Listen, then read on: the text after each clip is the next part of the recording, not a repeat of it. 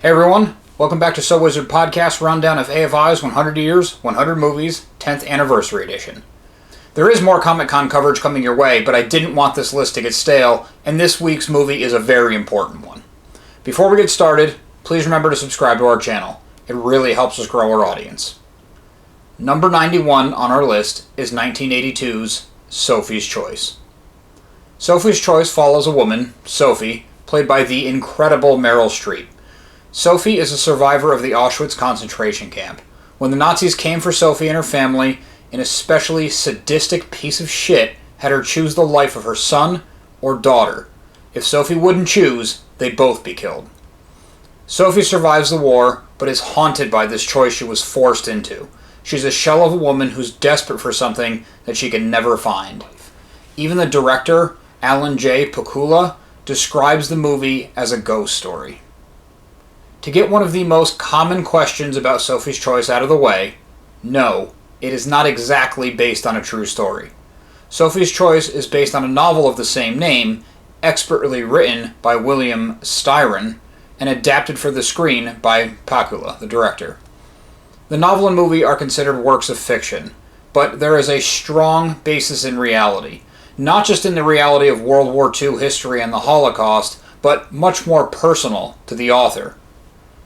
Like the character Stingo, Styron was the writer living in a boarding house for the time. The actual boarding house he lived in is the boarding house used in the movie where Stingo meets Sophie. And during his time at this boarding house, he met a mysterious woman. He felt drawn to her and knew there was something looming large in her past. This woman was an Auschwitz survivor. Styron never got the full story from this woman about her personal past, and before long she was gone and out of his life. But he never stopped thinking about her. Years later he woke suddenly, and the story that will become Sophie's Choice formed out of his dreams around this woman from his past. As time in the real world passes, the realities of the Holocaust and World War II are becoming muddled. There seem to be more stuff for movies once or twice a year, and barely a talking point in many modern school curriculums. Now, admittedly, I may have spent a little too much time on this deep dive into the aspects things about history rather than the movie itself, but I feel this is an important fact to hammer home. We're in tough times right now, no question, but it's not the same degree as past world events our country was directly involved in. Remembering the real-life people and stories, even if the feelings come from fiction, well-intentioned fiction, and reasonable sources, that's still important. Movies are a way to escape. They're a way to unwind and relax. They can also be a way to educate, inform, and incite these feelings. Sophie's Choice is one of the latter. Though the story is largely fictional, the humanity in the movie is incredibly real. This is due to the strong writing, of course, but even more so to the pure power and raw talent of Meryl Streep. Streep was proving her talents for some years before Sophie's Choice hit the world, but this movie really made her a household name. The movie delves into Sophie's life before the Holocaust. She was raised in an oppressive household. Now, those experiences, mixed with what she went through during the Holocaust, drives her into something of a sexual rebellion. She uses sex to try to stamp down the feelings and horrors of her past. She gets just mere moments of reprieve. Now, this last note is apparent while watching the movie, but it bears special mentioning because there has been campaigns to get the book and movie banned in some public institutions. For example, parents in some school districts have been petitioning to get the book banned and the film from being shown during World War II history.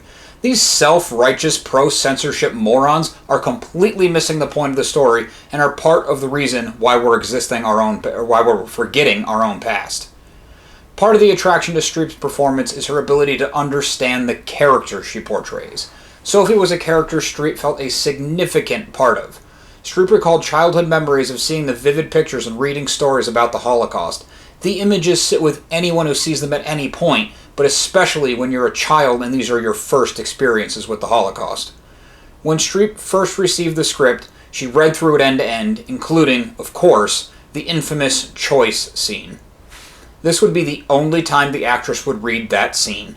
It became something of an impending shadow over her. She clearly understood the importance of the scene and knew she would have to face it for the shoot. When the day finally came, she informed the director, crew, and her co-stars that she could do it, but only one time. Well, she did do it once, and it's what we've all seen on screen. The work speaks for itself. This is one of the strongest, most memorable, emotional, and powerfully heartbreaking scenes in cinematic history. To aid Streep in delivering this memorable performance, the way the movie was shot took a lot of care in staging things to not take the actors out of the moments. Sophie's story within the movie is revealed slowly, over the course of the film.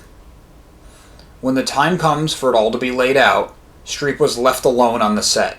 The crew pulled back. They used zoom lenses to get the intimate framing, but they isolated the actress to help her get in the headspace of the character who feels this crushing sense of loneliness a lot of the time. Meryl Streep's performance absolutely makes Sophie's Choice what it is. It proves she could do anything and carry unbelievable gravity through tough scenes.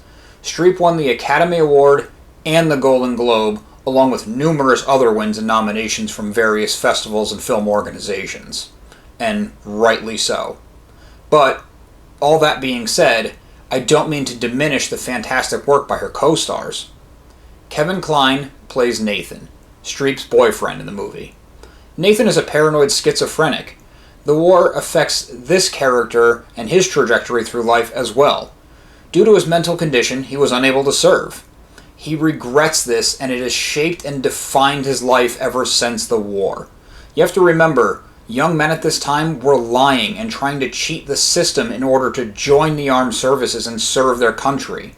Not serving brought Nathan great shame. The two broken people somehow find each other. They care for each other in their own odd, maybe eccentric ways, and they do the best they can for each other. They both see something of themselves in the other, and they both use sex as a means of escaping the prisons they've created in their heads. Nathan can't help but be a bastard at times, and he regrets it greatly later. But Sophie stays with him, partly out of love and a sense of trying to fix him, and in some ways, as a form of self-punishment. She doesn't believe she deserves to be left on the hook and subconsciously believes she should live in fear. And these emotions are brought to the audience by these actors with perfection. Streep went as far as to consult with Kline on some of their more intense scenes. She told him flat out to go for it, to be scary. She thought Sophie should be in a constant low state of fear. The third major player in the movie is Stingo, played by Peter McNichol. I'm hoping I'm getting his name right. Stingo is Styron, the book's original author. The parallels in the profession and interest in Sophie is clear to real life. But Stingo also serves as a function of being the audience. He's our way into the world of Sophie and Nathan. He is our catalyst for the revelations of her past. Styron has said that Stingo and Nathan are actually both parts of him. They are also both parts of Sophie. They're the light and the dark, hope and despair, rationality and insanity, life and death. Now, this was a fairly heavy video. There's no way around that, but it's important to tackle these things head on.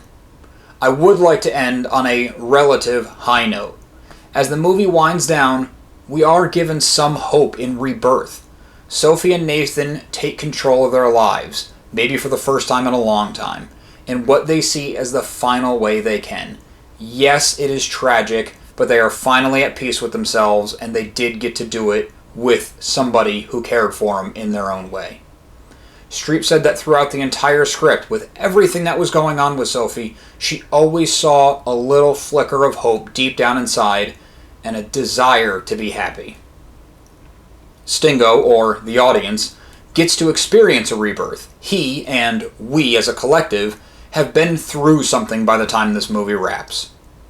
Now, normally at this point, I like to jump into the business side of it, the numbers, the profits, sets used, marketing, anything business related.